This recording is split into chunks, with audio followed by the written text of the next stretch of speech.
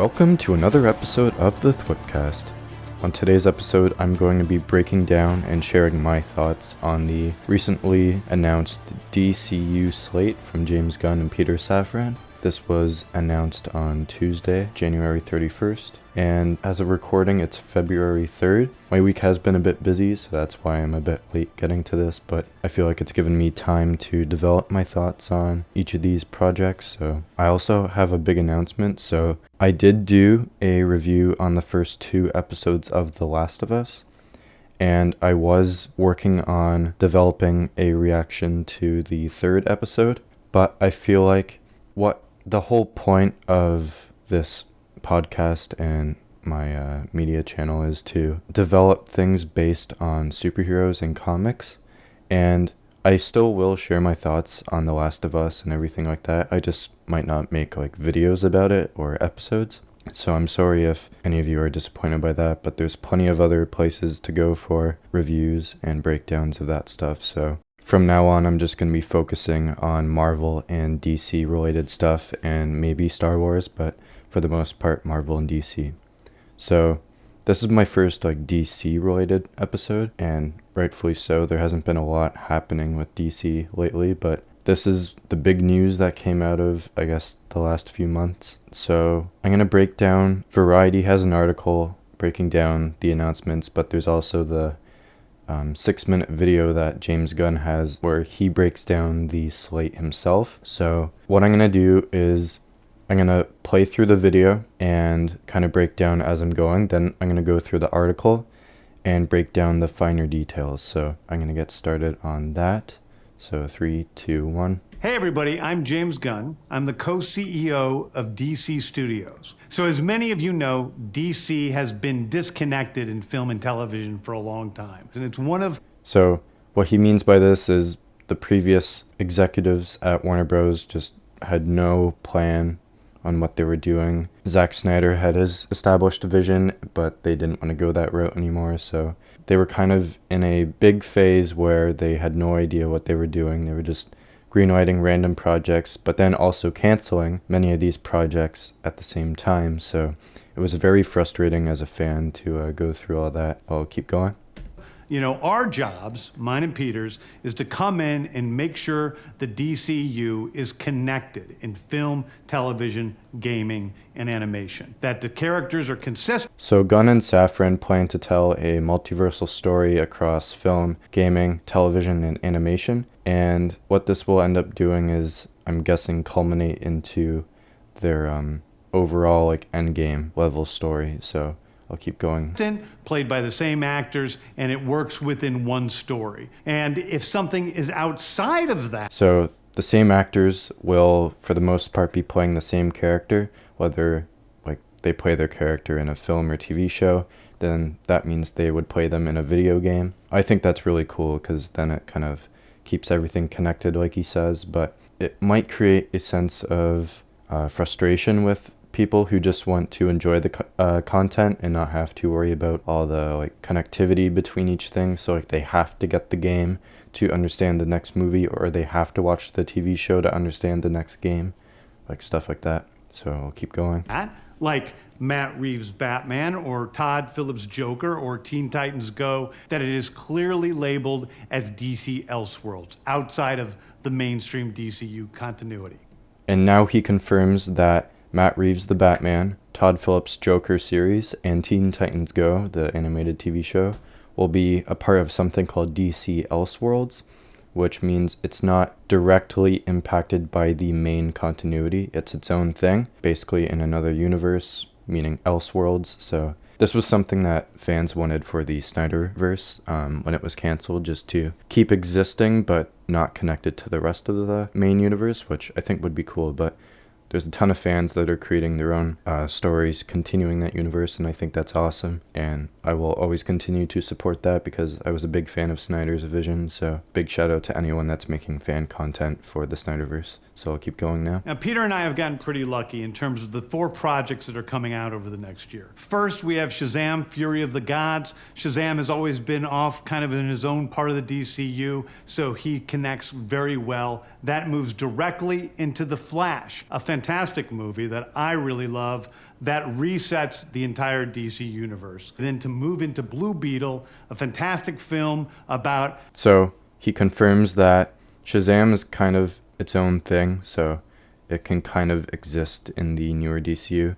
But then he says The Flash will completely reset the continuity. And he also thinks The Flash is really good, so that gives a promising update on the quality of the film. But yeah, that's coming in June, so that's going to completely reset everything. And I'll keep going now. A kid who's a marvelous part of the DCU, and then into Aquaman 2, which leads directly into our next few projects, which I'm going to tell you about now. So, Peter and I, along with a group of very talented writers... So, Blue Beetle is coming out in the summer, who will be a key character in James Gunn's DCU. This is post The Flash, so everything after that should be connected in the DCU. And then he also confirmed Aquaman is still coming out this December, and then he is going to move into explaining the new projects, which I will continue now. Have started to map out an 8 to 10 year plan of what DC Studios will be in film, television, and gaming. This first chapter is called Gods and Monsters. Now this, what I'm about to tell you, is a part of... So he has a team of writers and collaborators with him and Peter that have mapped out this entire universe for 8 to 10 years through film, television, and gaming. I think this is going to be really cool, having the same amount of time that Marvel kind of did to flesh out their Infinity Saga. Gunn's a creative person, so I trust that he has the creative input on the storylines, the characters, all the arcs that they should go on, so I'm really excited to see what that goes on. But now he's going to break into the projects. The first chapter. It's not the entire first chapter. So, Chapter 1 is titled Gods and Monsters. So that means we will be getting both just superheroes that are viewed as gods, and then we get more kind of creature characters that are more like supernatural side of the DC universe. And then he confirms that this is not the entire chapter. So he announced, I think it's a total of 10 projects. Yeah, 10 projects. So this is just a part of Chapter 1. So I'm guessing this covers maybe 2 to 3 years of content, which means depending on how many chapters they want to have, they can get maybe 3 or 4 chapters in that time, between the 8 to 10 years. The first project is Creature Commandos. Creature Commandos is an animated series. I've written all the episodes. Something we're going to do that's a little bit different at DC is we're going to have characters move into animation, out of animation, usually having the same actor play their voice as who plays them in live action. So he confirms that the first project will be Creature Commandos, which is a animated TV show. I'm not familiar with this team at all, but it looks like a more like monster-oriented Suicide Squad. It's led by Rick Flag Sr. We see Rick Flag Jr. in 2016's Suicide Squad and 2021's The Suicide Squad, and he's played by Joel Kinnaman. Just looking at the graphic he has, these characters look pretty interesting, and I'm curious how they're going to be pulled off in live action. Like, they look like they're going to be very unique. If they're around someone like Batman or Superman or Wonder Woman, they look like they're going to stand out very much, but I'm interested to see what this is all about. And James Gunn confirmed that he's written all the episodes too. So this is a very much like a passion project of his, I guess. The next project up is Waller. This is a story of Amanda Waller, played by Viola Davis. Viola Davis is going to team up with members of Team Peacemaker, and this is a story that's been created by Crystal Henry, who did Watchmen, and Jeremy Carver, who created the Doom Patrol. It is a fantastic story that's out of this world, and I can't wait for people to see it. Okay.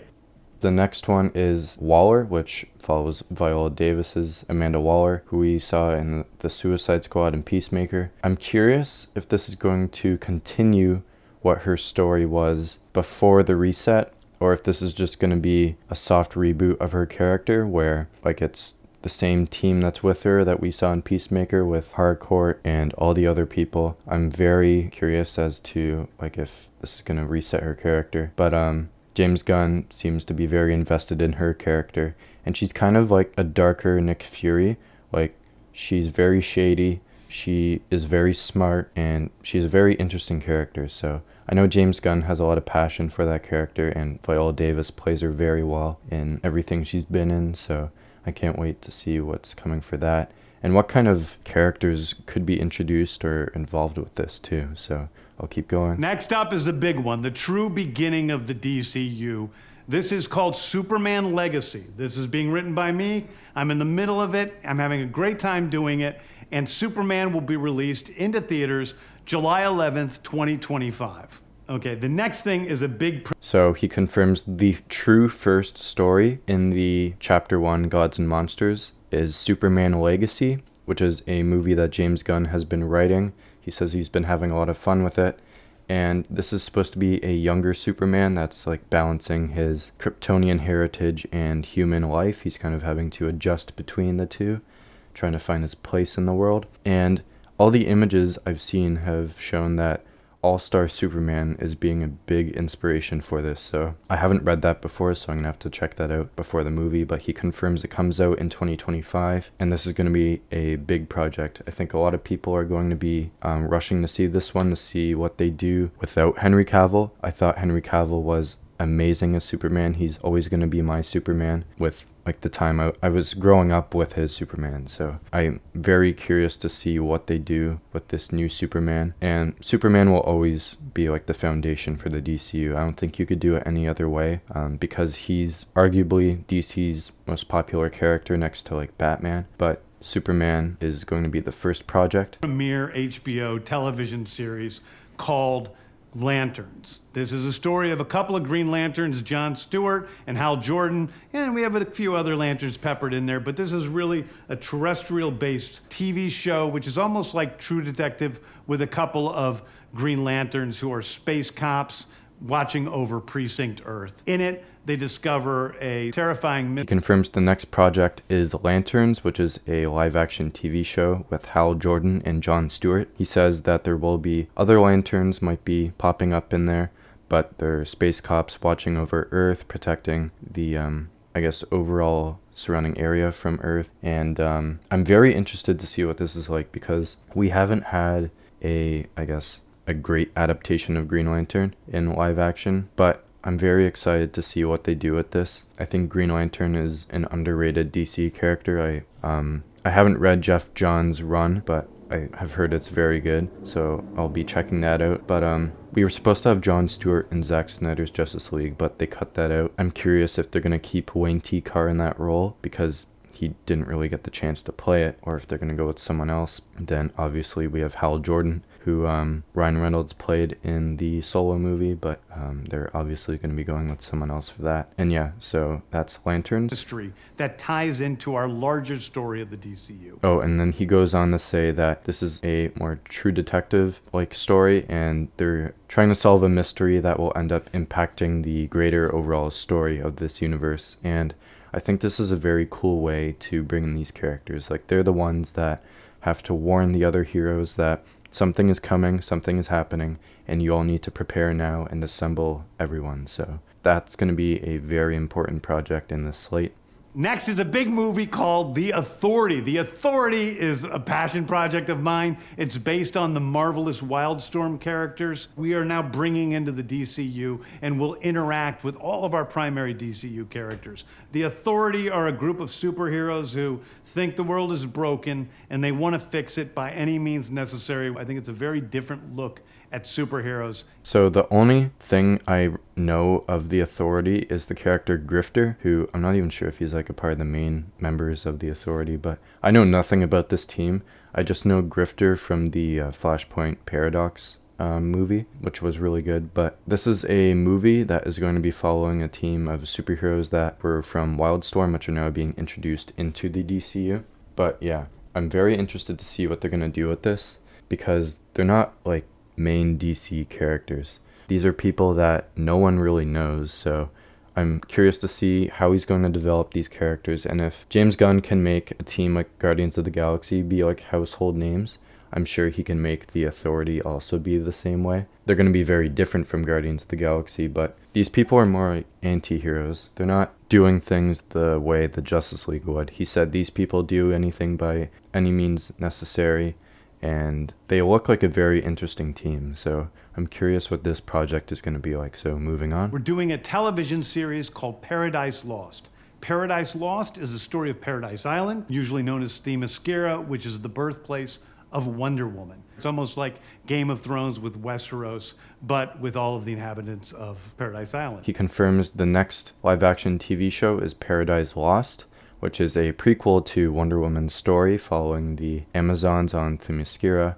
It's going to be a Game of Thrones style show. I'm very curious about this one because with this being a prequel and the rumors that, like, are they keeping Gal Gadot or are they getting rid of her? I'm curious how they're going to do this, but I highly doubt they're keeping Gal Gadot if Patty Jenkins left. But I'm curious how this is going to work out because you have a younger Superman. We're going to be working up to the Batman project, but having a prequel to Wonder Woman, I think, will kind of establish her world as being important to this overall slate. And Themyscira has been the battleground for numerous battles in the comics too. Coming to mind right away is the Superman Batman series where Darkseid attacks Themyscira to get Supergirl, which is an amazing book, by the way, if you haven't read it. But I'm very curious to see what they do with these characters because you obviously don't have Wonder Woman, so you're not going to have the same, I guess, appeal to this universe the same way. You're going to have to kind of sell these more lesser-known characters as title characters for the show. And I'm curious if they're going to keep Hippolyta as the queen of Themyscira, and sorry if I'm pronouncing that wrong, but yeah, so that's Paradise Lost. It's a live-action TV series inspired by Game of Thrones. The introduction of the DCU's Batman is The Brave and the Bold. The Brave and the Bold is the story of Batman and his actual son, Damian Wayne. This is based on Grant Morrison's great comic book run. Damian Wayne is my favorite Robin. He's a little assassin who Batman tries to get in line, and so this is the story of the two of them and the beginning of sort of the Bat family in the DCU. He goes on to confirm The Brave and the Bold, which is the Batman story in this universe. Batman's my favorite DC character, so I'm always going to be up to watching anything Batman, but he goes on to say that this story is inspired by Grant Morrison's Batman and Robin story. It has Damian Wayne as the main Robin, who is not my favorite Robin. My favorite Robin is probably Dick Grayson or Jason Todd. But I feel like this is going to be an interesting one because this is obviously going to be an older Batman if he already has Damian Wayne involved, because that means he would have had to have had Dick Grayson, Jason Todd, Tim Drake as Robin, so, and I guess Barbara Gordon as Batgirl too. So he goes on to say that this will kind of introduce the Bat family, which is something that we've been wanting for a long time, and personally I've wanted for a long time, is to finally see Batman and Robin and Batgirl in the same universe. We haven't seen that before, and we almost did when the Batgirl movie was coming out. I'm very interested to see this because Damian Wayne is a conflicted character. He's a trained assassin who Batman had no idea existed, so he was kind of missing out on most of this kid's life. So obviously Damian isn't very happy that Bruce wasn't there for him. And just the cover itself that they show, it looks like Damian's trying to kill Batman there. He's investigating. It looks like blood on the ground. I haven't read this run before either, so I'm going to have to check that out. But yeah, The Brave and the Bold will be coming soon. Next up is a TV series called Booster Gold. Booster Gold is one of comics' really popular cult heroes. He is a fascinating guy. He's a loser from the future who uses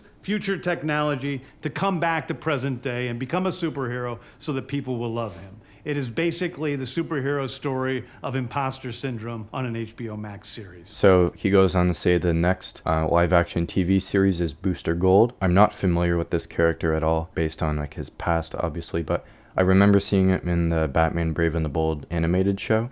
So that's all I have for like any, I guess, like exposure to this character. So Gunn goes on to say that he's a character from the future that goes back in time to like fit in the past and be a superhero in the past. I remember he had like a flying robot with him. Oh, it was Skeets was his like little helper. So I'm very interested to see how they handle this character because there has been a little demand for this character to be introduced in live action. And now that James Gunn is involved, of course he's going to go back to characters not many people are familiar with. So Booster Gold, I think, is going to be a surprise hit because he's a more, at least in the Batman the Animated Series show, he was a little more comedic. I don't know if they're going that route with him in the live action show, but I think this is going to be one that people are going to be surprised by. So yeah, Booster Gold on HBO Max. One of my favorite comic book series from last year was Tom King's run on Supergirl, Woman of Tomorrow. And so we're going to turn that into a big science fiction epic film.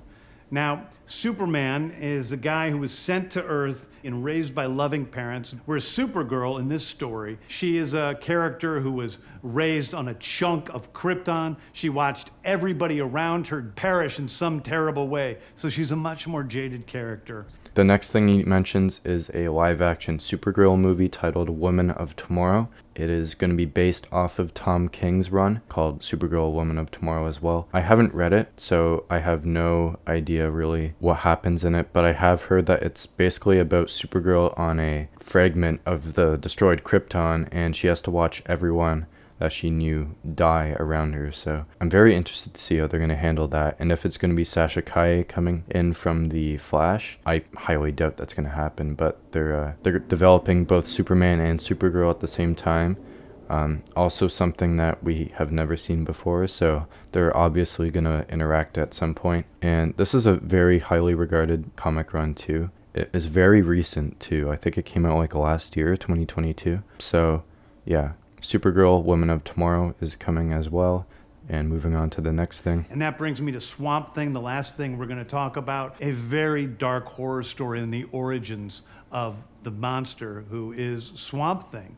And although it's totally outside of the rest of the DCU, it will still feed into the rest of the stories. So then he goes on to reveal Swamp Thing, which is going to be a film. He says this is like his origin story. It's going to be like a horror movie. This is a character that a lot of people like. He's like a very much underrated DC character. And if you haven't, then read Alan Moore's Swamp Thing run.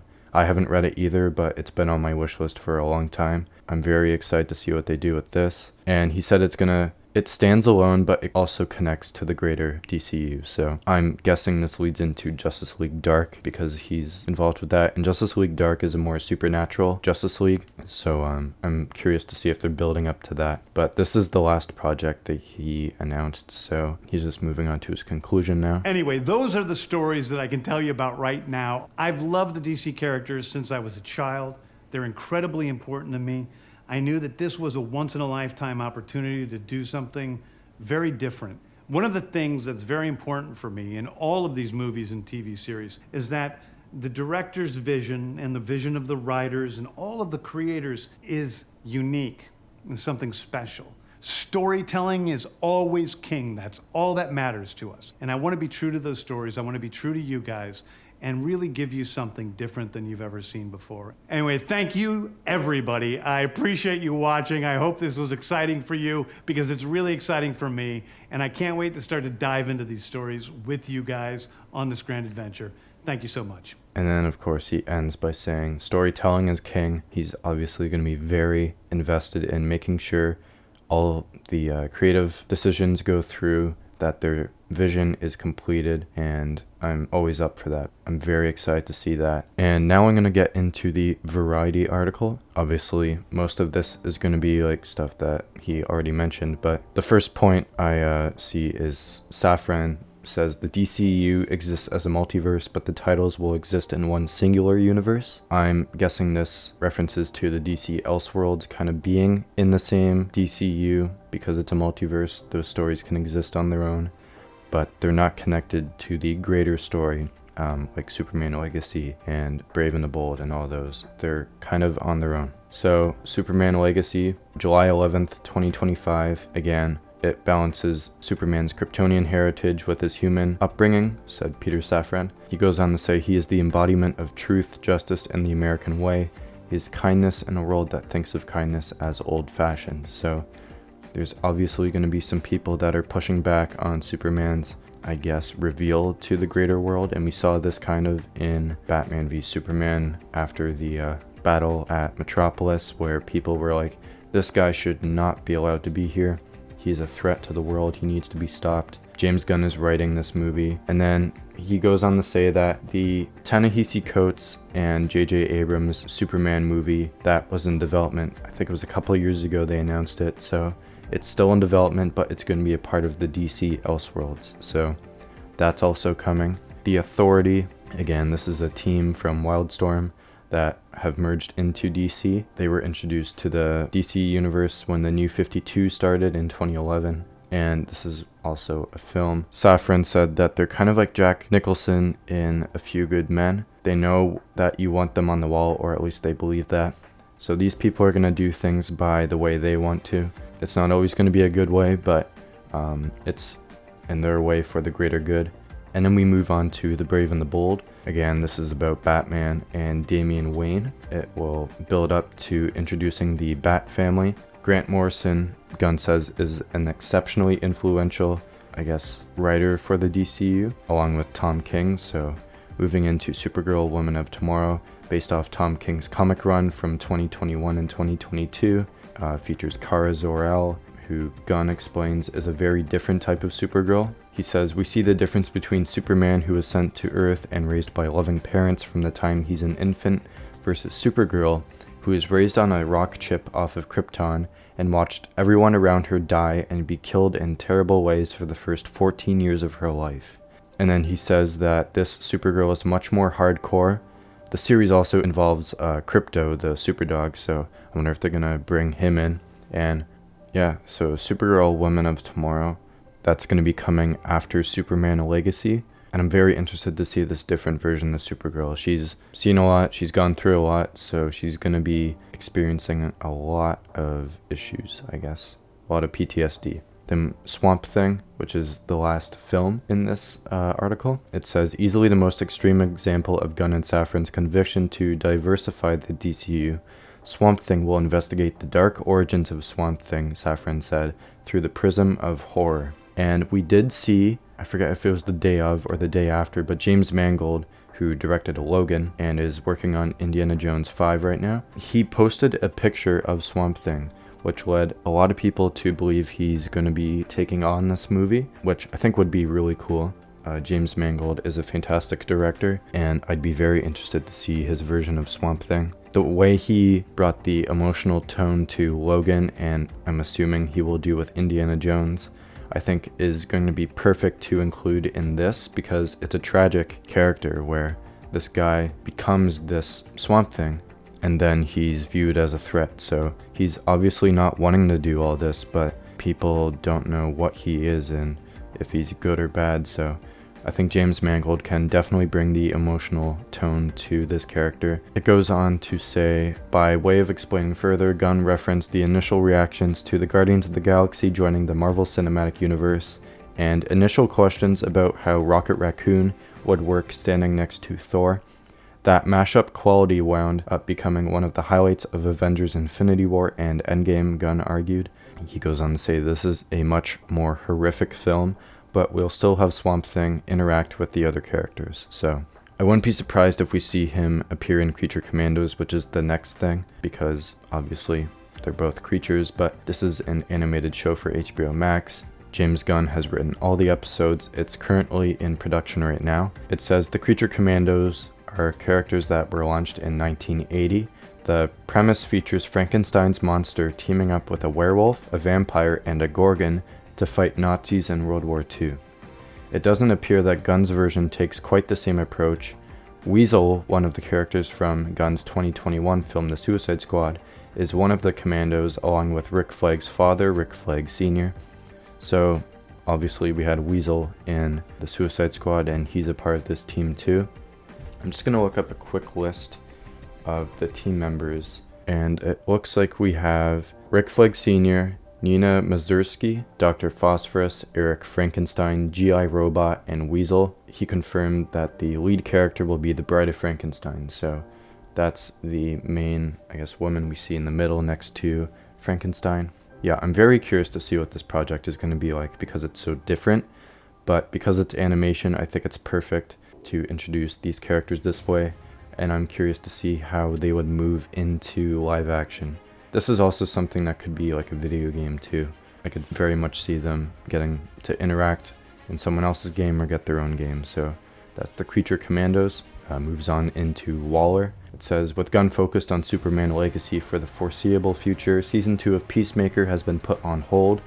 Instead, Team Peacemaker will appear alongside Davis as a continuation of that show, Gunn said, which I'm just moving forward so I don't spoil season 1 of Peacemaker for anyone that hasn't seen it. It says, along with Crystal Henry, who was a part of the DCU writers' room, Waller will be executive produced by Jeremy Carver, who created the beloved DC series Doom Patrol, which was recently cancelled by HBO Max. Crystal Henry also worked on Watchmen, so I really like that show, and I'm very interested to see what they do with Amanda Waller's character here. So it goes on to say, they are crushing it, Safran said of Henry and Carver's work on Waller. It's just the greatest show ever, Gunn added. Both Creature Commandos and Waller are expected to debut before Superman Legacy. Safran called them the aperitif for the DCU. Not sure if I pronounced that right, but these are going to kind of be introductory stories to the greater DCU. So Superman will be the first film main, like, I guess, DC staple character, but these are going to be kind of introducing the, I guess, overall tone to what this chapter is going to be like. Then it moves into Lanterns. Of all the TV series, Safran and Gunn seemed most excited for Lanterns, which Safran described as a huge HBO quality event that is very much in the vein of True Detective. True Detective is a very amazing show. Woody Harrelson and Matthew McConaughey. I only watched the first season, but if they can add that kind of tone to Green Lantern, I'm going to be very interested to see this. I'm going to get into like my most anticipated projects once I'm done going through all this, but it goes on to say that this is a very important show for us, Safran continued. This project is separate from a Green Lantern series that was being developed by Greg Berlanti for HBO Max, which is no longer moving forward. That one was being developed for a long time. That was supposed to introduce Alan Scott, Guy Gardner, Jessica Cruz, and there was another one, I forget who it was, but it was supposed to span like over time periods with all these different Green Lanterns being introduced. That's been something that's always been in development, like even as early back as when Snyder was involved, and they just could not get that up in the air. So Green Lantern has been a character that's been tossed around a lot, in the same way the Flash has too over the years. So moving on into Paradise Lost. This Game of Thrones-ish story, Safran said, is set on the island of Themyscira before the birth of Diana, aka Wonder Woman. Safran says, it's really about the political intrigue behind a society of all women. I think this is going to be a really interesting show because it's all women. People are obviously going to be calling it woke and that because like they have zero knowledge on the comics. That it was the same way kind of with She-Hulk. I will definitely be watching this. Wonder Woman she's not my favorite character, but she's definitely up there. I'm very interested to see how they build her foundation being her island and how that will play into the greater DCU. Also, because it's like inspired by Game of Thrones, I'm assuming it's going to be darker. I'm curious who could be involved as a villain in this, whether it's Ares being taken care of earlier, even though he's basically Wonder Woman's nemesis next to like Cheetah, but I'm very curious what they do with this. And it says the provocative title recalls the Paradise Island Lost comics series, which followed a civil war on Themyscira. However, that run directly involved Wonder Woman. And then when she eventually comes into this, then I'm assuming she will either be dealing with the aftermath of that or if it will still be going on. So definitely we'll be watching that. Then we have Booster Gold, which allows the DCU to fully stretch into outright comedy. While he may not be familiar to casual fans of DC, the character, also known as Mike Carter, is a fan favorite among devoted readers. Safran called Booster a loser from the future who uses basic future technology to come back to today and pretend to be a superhero. In the 25th century, Mike is a disgraced former football star who uses a time machine on display in the Metropolis Space Museum. Gunn added, basically Booster Gold is imposter syndrome as a superhero. So obviously he has no experience with any of this. I have a feeling this is why it's going to be the more comedic one. He's basically just trying to be a superhero without knowing anything about how to be one. And I know from the comics he does have relations with Blue Beetle. I can't remember if it's Ted Kord or Jamie Reyes, but I wouldn't be surprised if we see that iconic pairing in the future because, again, Blue Beetle is involved with this. So yeah, that's all the article had to say. Now, going over all of these and I guess just explaining the ones I'm most excited about. Obviously, I'm excited for Brave and the Bold because Batman is my favorite DC character. I really can't wait to see a new Batman, and I do love Matt Reeves' Batman. I can't wait to see that. That also got confirmed for a part 2 coming in 2025, so yeah, definitely be watching that. But the Brave and the Bold, because it's also bringing in the Bat family, I think that's a huge selling point for me. I'm interested to see how they're going to handle Damian Wayne and if Talia al Ghul will be involved with that, because she is Damien's mother. And yeah, just seeing other Batman characters too, whether it's like the Joker, or we see Mr. Freeze is rumored to be in the Batman too, but it would be interesting to see if he's in this universe. I wouldn't be surprised if Ra's al Ghul, or Raj al Ghul, whoever you want to pronounce it, I can't remember the correct one, but I wouldn't be surprised if he's involved with this, if Damien is in it, because he basically trained Damien as a child. So yeah, I'm very excited for that one. I'm gonna have to read Grant Morrison's Batman and Robin run. Yeah, very excited. Another one I'm looking forward to is Lanterns.